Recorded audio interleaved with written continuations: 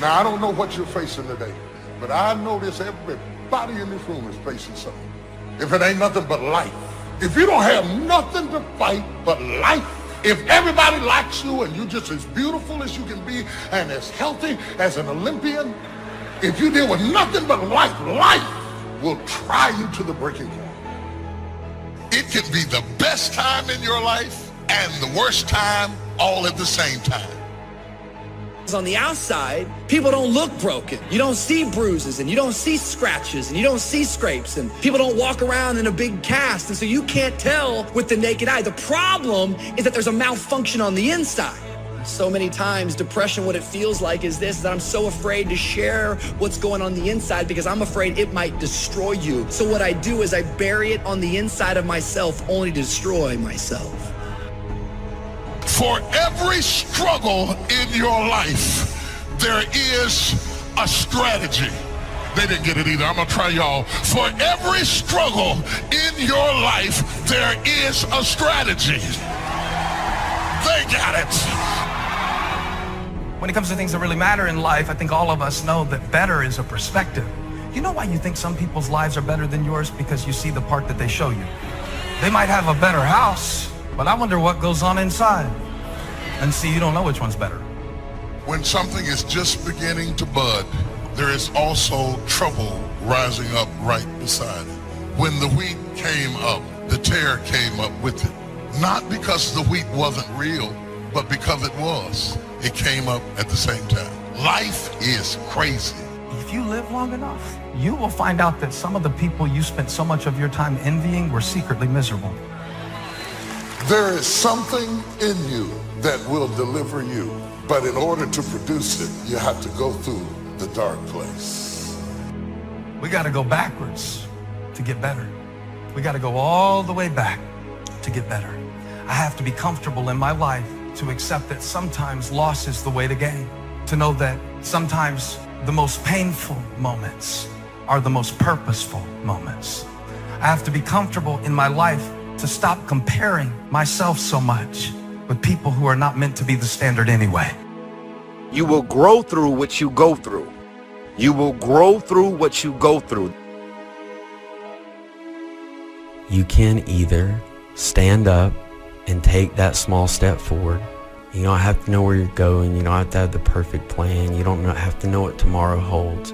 But you can either get up and take that small step, or you're going to sit at that kitchen counter for the rest of your life. And now, years later, I pushed through those hard times, and I realized, and I truly believe in now, that the smallest of steps eventually completes the grandest of journeys.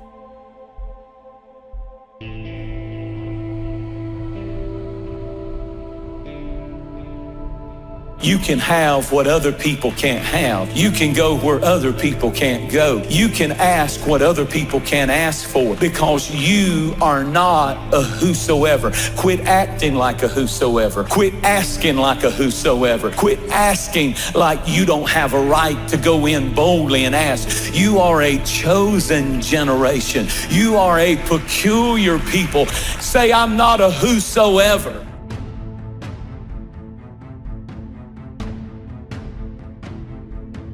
Our problems do not overshadow our purpose. Our weaknesses do not discount our work, and our deficiencies definitely do not delay our destiny.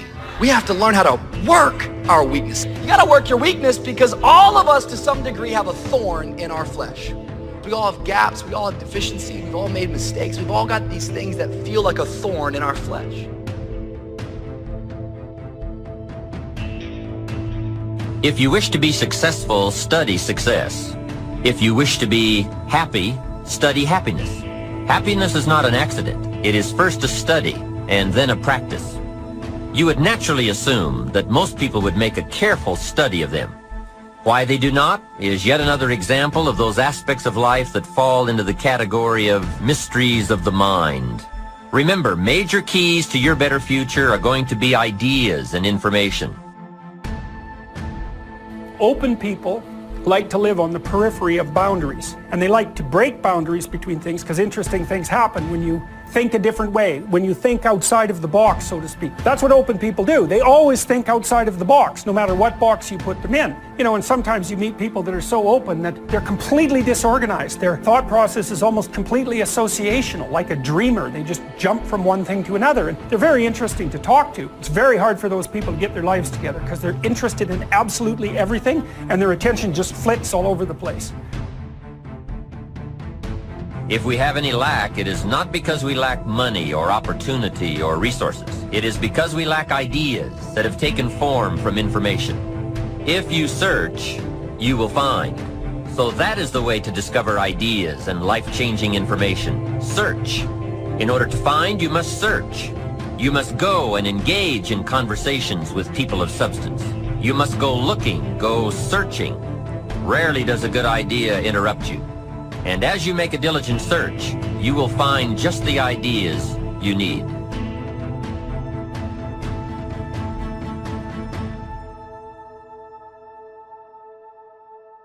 Everybody's been through some shit in their childhood. Alcohol and drug abuse, family members, grandmother, family dying, and it all sets you back. It's a setback for a setup to get to the ultimate blessings. I came to speak to somebody today who has some triumph in your life, but you've also got some trouble. You've got some joy in your life, but you've also got some sadness.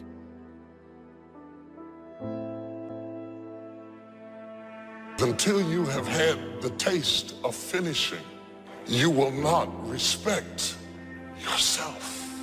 Until you follow through, until something is done, tears and struggles and pain, and you go through it anyway, and you show up, and you continue to fight on, no matter the circumstances. So why not reach down inside of you and come up with some more of those remarkable human gifts? They're there waiting to be discovered and employed.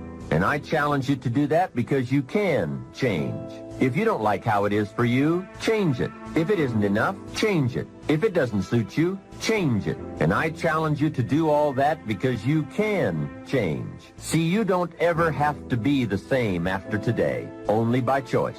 Now for the process of change, just a philosophical pronouncement won't do. It takes more than that, and it takes more than enthusiasm. You can get all excited about lifting 200 pounds until you get to the gym. Then you need a new excitement, and the new excitement is discipline. Discipline, the major step to human progress. If there is one thing to get excited about, this is it.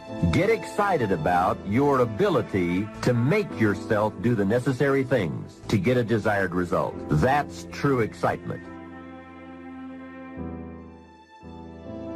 Really making personal changes calls for 10% inspiration and 90% perspiration.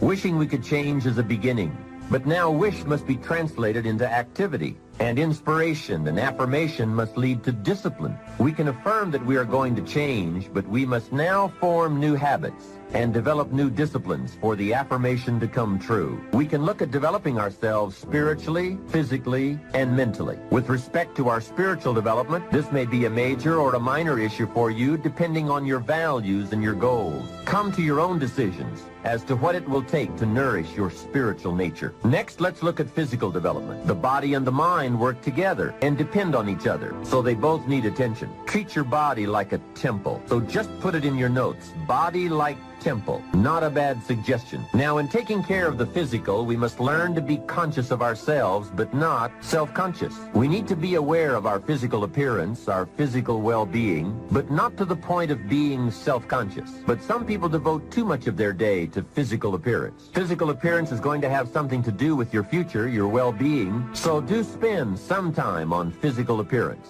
How we appear to other people does make a difference in terms of our acceptance and our ability to function and do well in the marketplace. If you do have a pattern, realize that any pattern you have, including self-sabotage, still comes back to one thing. Human beings, no matter what we're doing, including sabotaging ourselves, we do it for a positive intent. If it clearly is a pattern where you are subconsciously sabotaging yourself, screwing things up, hey, get excited. Don't get upset. Say, hey, look, my brain is doing what it does best. Personal development, how important. Remember, the major key to your better future is you. That's a sentence with a lot of value. The major key to your better future is you. For a share of my life, I didn't understand the importance of that phrase. I used to wonder why two people could work for the same company and one make twice as much money. Wouldn't that be a puzzle? I know there are many ways to do well, but in this narrow area called compensation, what is the difference? I thought time makes some of the difference. Some people do better because they have more time. Now that's got to be dumb, right? You can't get someone else's time. There isn't any more time. Where would you find any? Hey, when the clock strikes 12 midnight, that's about it. It's over. There isn't any more time. If you insist on finding more than 24 hours a day, they will come and take you away.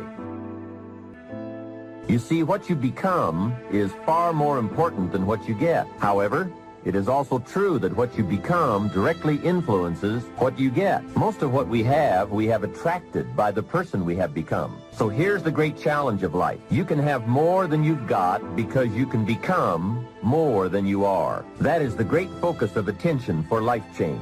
Now, on the other side of the coin, it reads, unless you change how you are, you'll always have what you've got. I've discovered that income does not usually exceed personal development. Sometimes income takes a lucky jump, but unless you keep growing out where it is, it will usually come back where you are. Life has strange ways. A very rich man once said, if you took all the money in the world and divided it equally among everybody, it would soon all be back in the same pockets.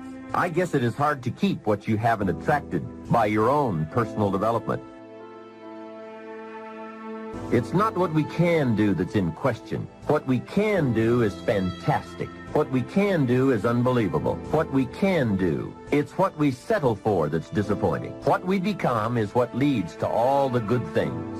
And the habits we form, habits of mind, attitude, and behavior, are a dominant part of what we are becoming. Now, I understand as well as anyone that forming new habits doesn't come easy. But new habits will come when we change, but rather by changing small pieces and parts at a time. I think that's how most of us change. We just keep nudging ourselves in the right direction, forming one or two new habits at a time, little by little, until finally we've made the turn. And this is where the good life comes from, those personal changes. There's nothing you can do with the seasons, but there's everything you can do with yourself. Wish for your own attitudes, strength, and capabilities to change in order to handle the winters. Time, we will probably use them all, unless somebody finally comes along and blows all those excuses apart to make us come face to face with the real reasons for our current dilemma. Until that time, we will probably use another million excuses to prevent ourselves from having $1 million. Here's one of the major questions I'll pose to you during this program. What are you going to do starting today that will make a difference in how your life works out? See, if you don't do something starting today that will make a difference, guess what? It's going to be the same. And you can guess what the next 5 years are going to be like. Just look at the last 5. Now here's another key question. What can you do starting today that will make a difference? That's a good question. What can you do? What can you do with economic chaos? What can you do with massive disappointment when it's all gone wrong? What can you do when it won't work, when you've run out of money, when you don't feel well, and it's all gone sour? What can you do? Well, let me give you the broad answer first. Here's what you can do. You can do the most remarkable things, no matter what happens. Hey, people can do incredible things, unbelievable things. A man can do the most amazing things with the most impossible circumstances. A woman can do the most remarkable things with the most disastrous circumstances.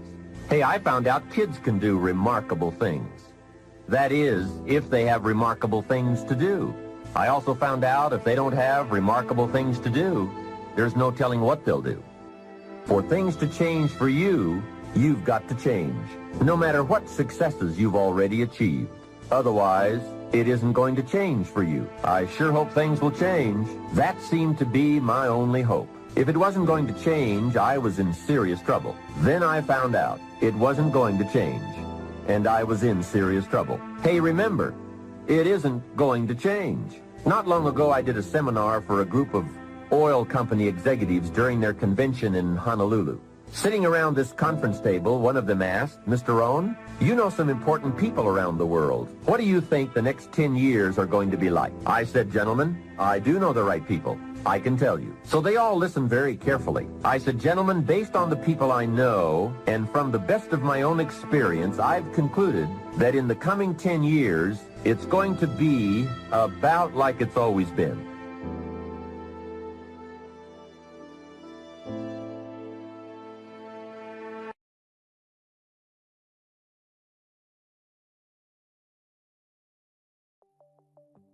I'm the why guy.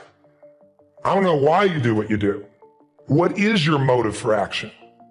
What is it that drives you in your life today, not 10 years ago, or are you running the same pattern?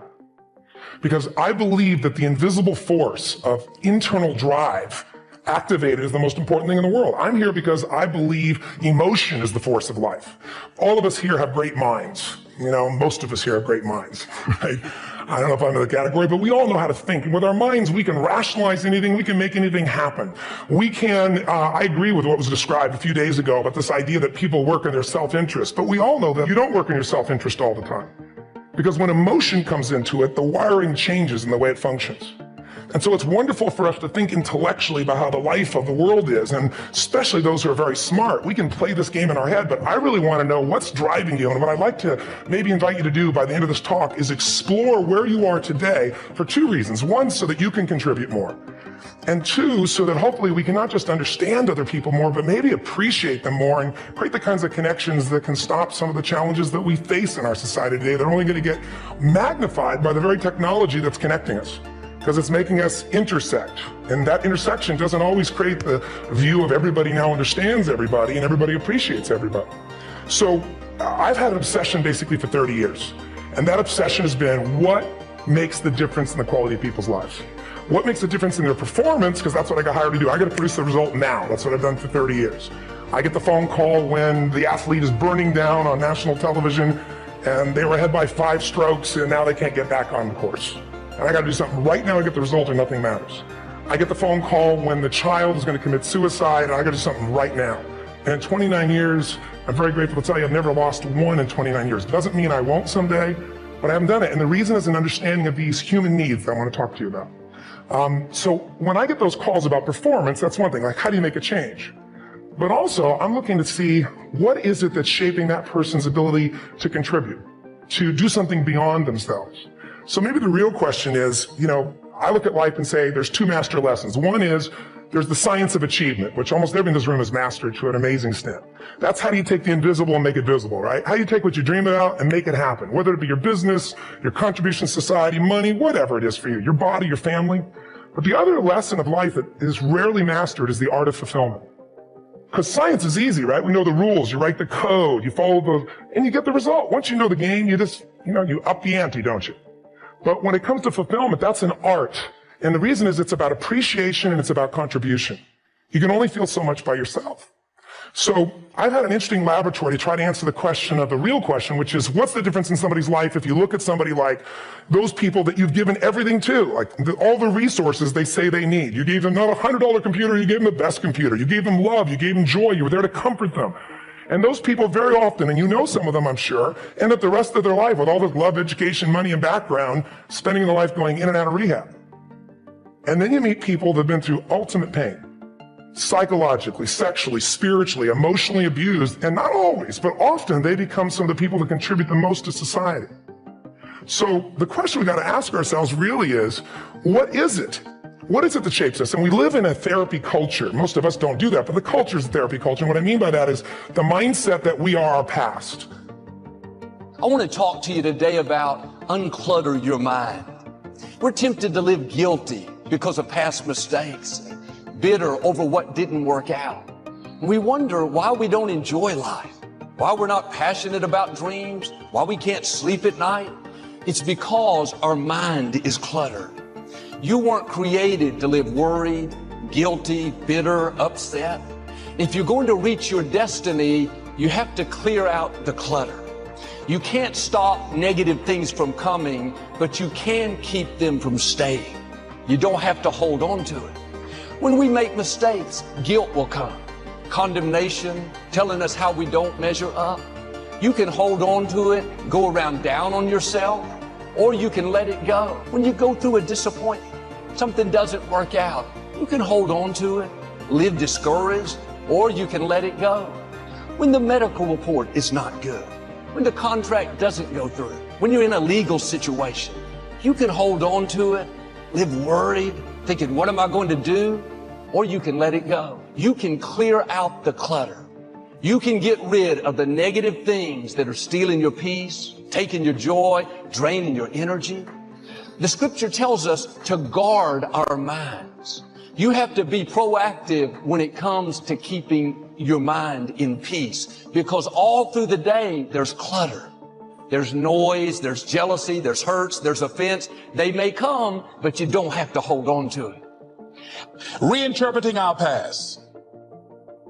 Understanding and knowing that we can move from where we are, that we can begin to design the kind of life that empowers us, that gives us happiness, that enable us to be on top of who we are, knowing that as we begin to explore new horizons and new vistas in life, that as we begin to focus on developing ourselves, as we begin to elevate ourselves and not to follow the crowd, activating the thinker in us and disciplining and putting on hold the emotional part of ourselves.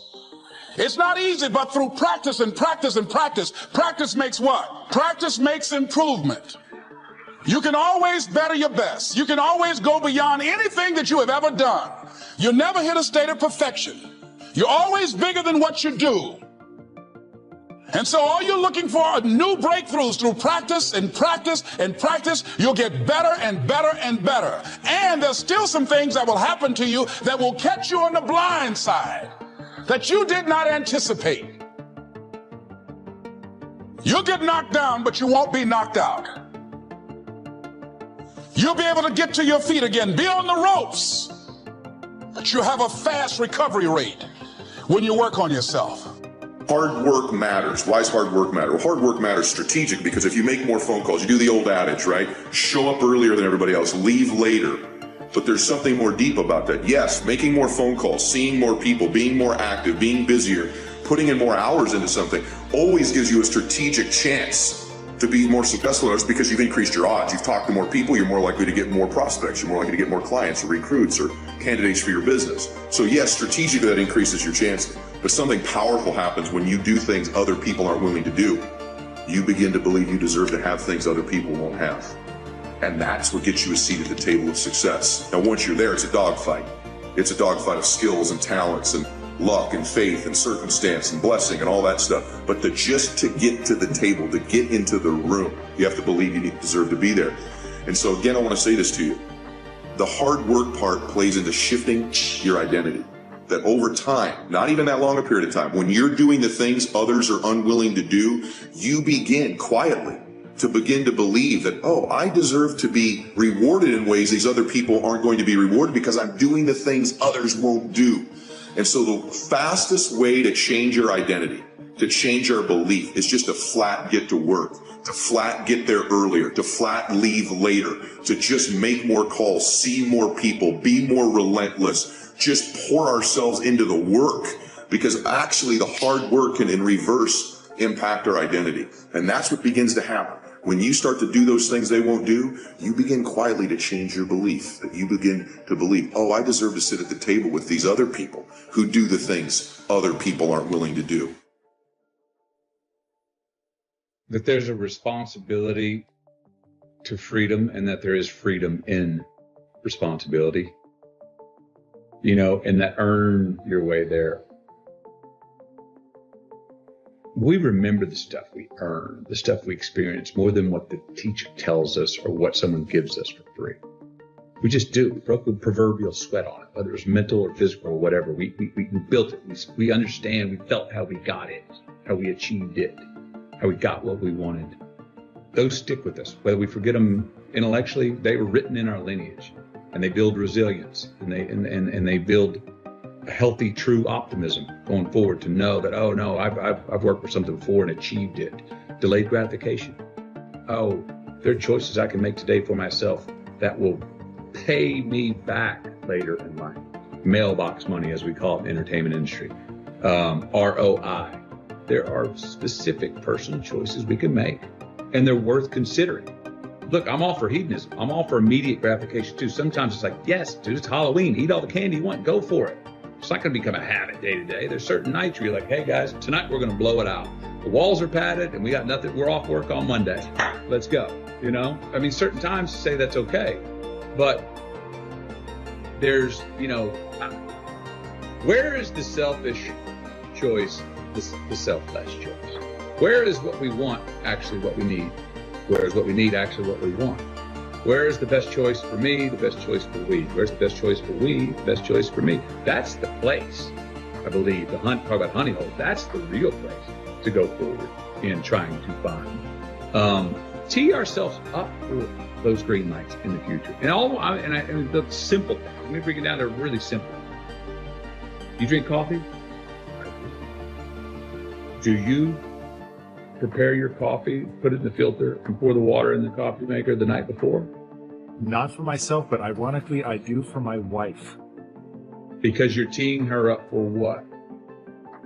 A green light the next morning. Correct. So she doesn't have to come in and go, where's that filter? She can just come in and go, doop, press the button. You're giving her a gift to her future self. You're making something easier for her. It's a very simple thing, but it's a great little simple metaphor. So there are choices we make. If you're going to say right now, I'm going to lie, cheat, and steal to get what I want, and I got it. I got an immediate green light for me. That's a battery-powered green light. That's not a solar-powered green light. Why? Because now, everywhere I go, I got to look over my shoulder to see if someone's there that I lied, cheat, and stole from. And when I'm doing that, I'm stealing whose time? My time. Now I'm not freedom. I'm not free. I don't have the freedom. I didn't create freedom in my future because I chose to make an irresponsible act that I left crumbs. I've now got reasons to look over my shoulder. And the more things we do to create in our future that we got to look over our shoulder, the more of our most precious thing we have in our lives, time, that we're stealing from ourselves. So it's not puritanical. It's just like, it's actually self-serving. It's a very selfish choice. And I'm a fan of the word selfish. I've helped redefine it. But I believe that there are selfish choices we can make that are the most selfless, that there are selfless choices that we can make that are the most selfish choices. Those two are not a contradiction, and we see them that way. Responsibility of freedom and the freedom in responsibility. Life's more than just straight Saturdays with as much cake as you want to eat. It just is. We'll see how long you last doing that, if you really do it. You won't last that long. Responsibility is appreciation of a past. It's building of a lineage. It's investing in ourselves. It's investing in something we started to build yesterday that we want to take into tomorrow. There's a response that gives us freedom.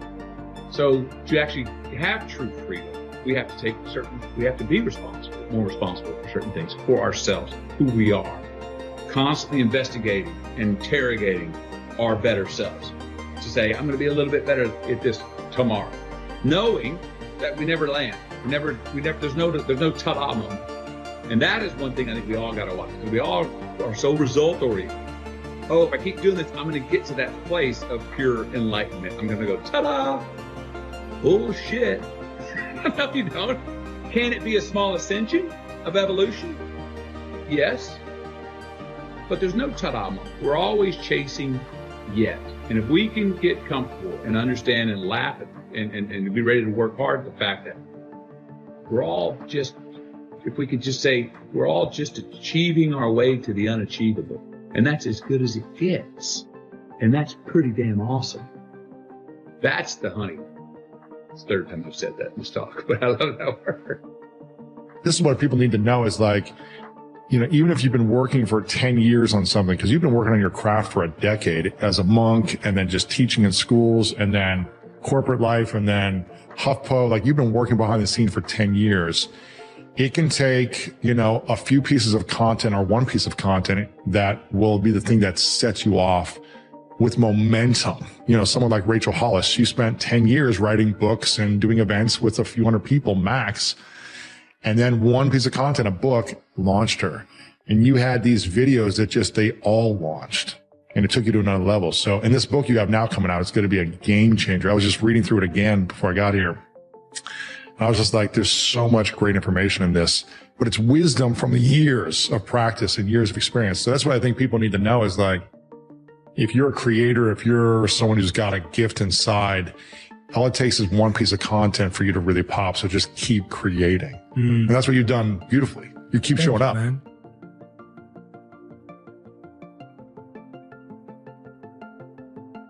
I was talking to my trainer the other day. We were working out in my backyard, and he was wearing my out, man. And I sat down on the wall, and I said, man, I'm struggling today. This is hard. And my trainer's a younger guy. And he said, what do you mean? I said, man, this workout is hard. He said, no, man, this is hard. He said, how you came from a poor kid in the projects to this house you got in this neighborhood and the TV star, he said, that's hard. And I had to catch myself because working out ain't near as hard as the struggle to get where you want. And everybody in this room wants two things. Everybody wants to be successful and everybody wants to be happy. I'm going to tell you something about that. That happiness and success is available for every last one of you. But I'm going to tell you what you're going to have to do. You're going to change your mindset. If you're planning on being successful, you have to change this here. The difference between successful people and non-successful people is right here. It ain't no difference. It ain't none. I ain't got no more than none of y'all got. God gave me the same thing he gave y'all. God loved me the same as he loved all y'all. He don't love me more than he loved you. But you have got to change your mindset. You got to get funky if you want to be successful. If you think that they're going to mail this money to your house, you're dead wrong about that. If you think they're going to pave the way for you and make it easy, you're dead wrong about that. If you want to be successful, you got to change your mind, and you're going to have some faith. And grow your wings on the way down. See, the people that will live their dreams, the 2% that will do that, these are, and write this down, become a risk taker. They're risk takers. They don't mind failing. They don't mind making mistakes. They're willing to take life on, take life in the collar.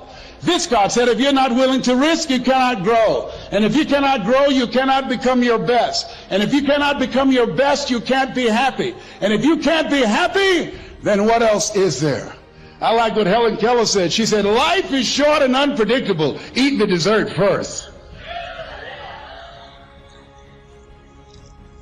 Here's something else. Write this down. Make it important to become financially independent.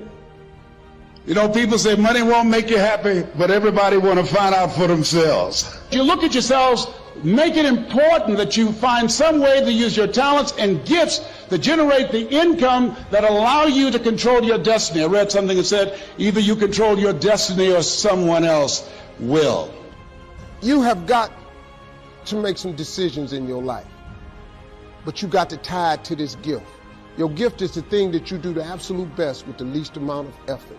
That's your God-given gift. He didn't hide it from you. He didn't put it under the rocks. He didn't hide it in the ocean. You don't need no map to find it. God put it right here when he made you. All y'all are gifted at something. The Bible says your gift will make room for you and put you in the presence of great men. That's a scripture. That ain't a theory of mine. See, I ain't got but one gift. I have the ability to take information and transpose it into comedy immediately. I don't even have to think about it. I don't even have to, it's just what I do. I dealt with people with multiple personality disorders, 52 different personalities, and how to put them back together. And I dealt with people with no personality who have a much bigger problem. No matter what the diversity of people I've dealt with and the diversity you've seen in this show, the ultimate question I'm always asking is, how do I help people to break through? The question is, what are you breaking through to? In essence, all of us at some level to feel alive have to always feel like we're growing. When people ask me, what does it take to be happy? I always tell them one word, progress. Progress equals happiness. Even if you're not where you want to be yet, if you're on the road, if you're improving, if you're making progress, you're going to love it. You're going to feel alive. On the other hand, it doesn't matter how successful you are. If you stop growing, you start dying inside. Now, how does this relate to this session on breakthrough? Well, I'll say it's really simple. If you and I want to know what it takes to be happy, we have to understand what is our current blueprint of how our life's supposed to be. Now, what do I mean by blueprint? Well, we have a story in our head of how life's supposed to be. Some people's story is you work hard in school, you become really great, you're a nice person, you're a good person, and then you grow up and you take care of yourself and you find the ideal man and you fall in love and you have a white picket fence and you have 3 perfect children and you live happily ever after. Somebody else's story, the old story was you work really hard in school, you excel in college, you go to work for a big corporation, and you move up through the ranks until you're the president or chairman of the company and you become successful and respected throughout life. These are some old stories. Obviously, the stories that we hear today of what people's lives are supposed to be like are completely diverse. We no longer have these little archetypes, but one archetype still seems to remain. And that archetype is, in order for you to really feel like you're enough, many people believe they have to achieve an enormous amount. They may do it in different ways. They may do it by building a company and taking it public when they're 27 or 25 years old, or they find and create a new technology, or they become a very special doctor. But we live in a culture in the West that teaches people that you're not enough unless you do something really special and unique, and we define special and unique in interesting ways. So you got to make it important to take care of yourself. Put that at the top of the list, because you can't do well and can't do good work if you don't feel good. We don't want to be like the man who said, if I'd known I'd live this long, I'd have taken better care of myself. Here's something else. Repeat after me, please. OQP. Only quality people. Yes, look at your relationships and ask yourself the question, Jim Rohn would ask this question, what is this relationship doing to me? Sidney Poitier wrote a book called The Measure of a Man. I love the tapes because I love his voice. He said, when you go for a walk with someone, something happens without being spoken. He said, either you adjust to their pace or they adjust to your pace. Whose pace have you adjusted to? MIT did a study, and the study indicated that you earned within $2,000 to $3,000 of your closest friends and associates earn. Who's impacting you? Who's in your ear? What influence do they have on you? Dr. Dennis Kimbrough said, if you're the smartest one in your group, you need to get a new group. So practice the principle of OQP, only quality people. And somebody's saying, Les, can I change them? No, it's a full-time job changing yourself. Some people are so negative, they'll walk into a dark room and begin to develop.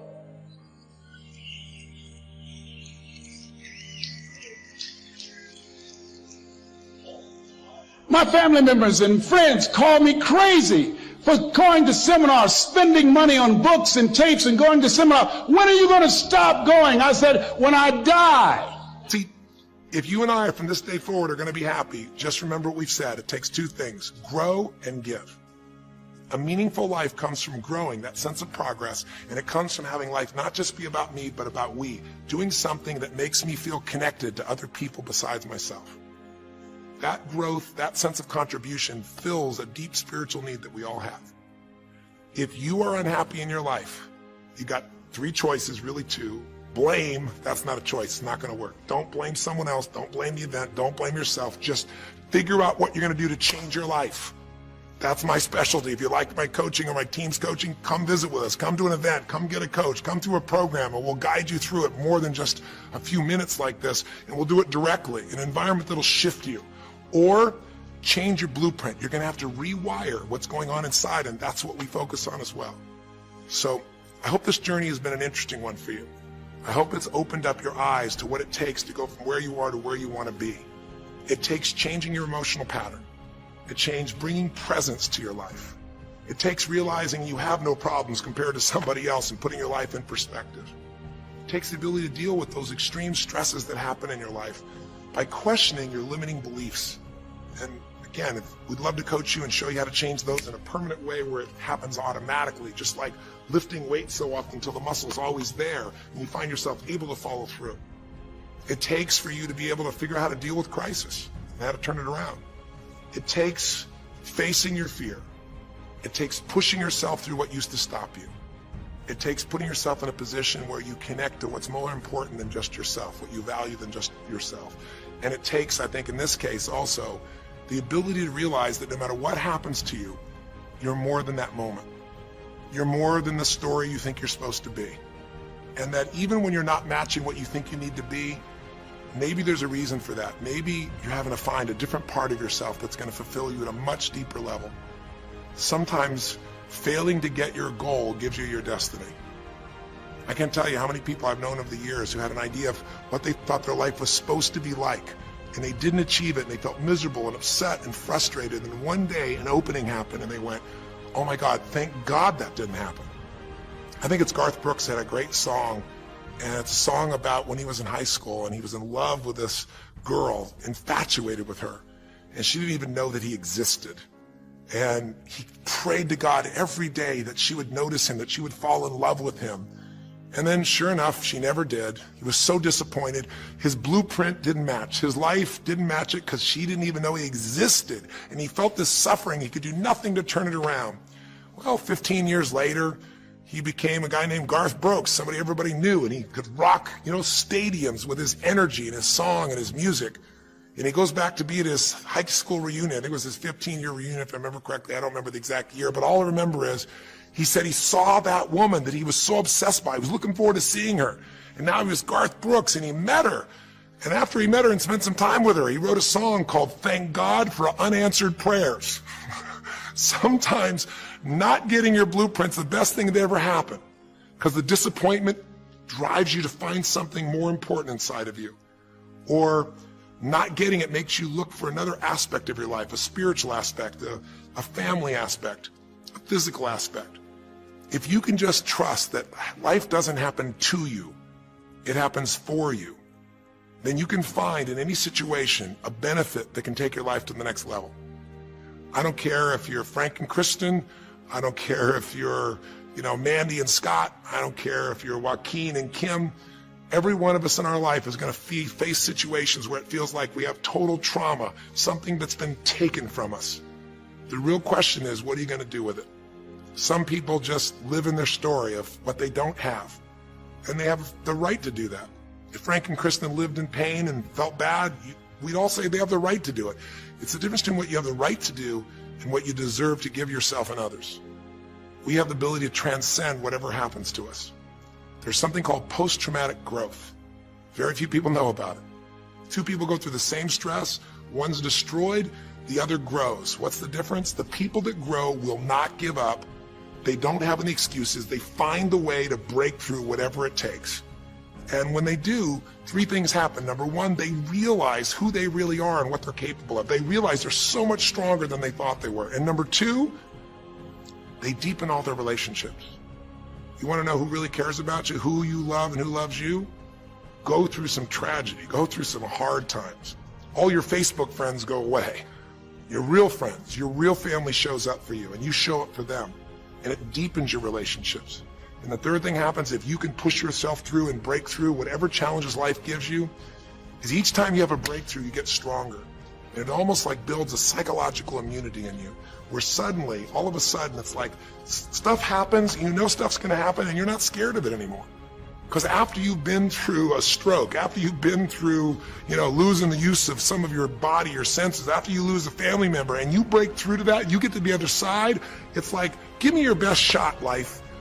It's almost like there's this psychological immunity that says, I'm ready for whatever life will give me. I don't want challenges, but if they're here, I know I can handle them. That strength of spirit is what creates a sense of freedom and joy in life. And that strength of spirit basically comes from living a life where you are constantly and never-ending flinging away to improve yourself and to help others. That's my mission, and if we can serve you again in the future, I hope you'll check us out. There's 3 ways you can continue to participate with us. You can come to an event, come have an experience with us live at a weekend at our Unleash the Power Within or our Date with Destinies. I think you'll find it's very different than just sitting here talking to you quietly, sitting in front of your computer screen. It's a rock and roll environment. It's like going to the ballpark and having one person sitting there talking to you versus being in the ballpark or the rock and roll concert, with 50,000. There's an energy and a power that comes from it. Second is there's immersion. Here we talk for an hour, there's distractions and emails. There it's total focus, and we go for immersion where literally What we did here over 6 weeks, few little conversations, all that happens over and over again, multiple times a day, and you get that shift. So come to an event or call up and get a coach. We have people that you can work with and have a free coaching session and make sure it's really valuable for you.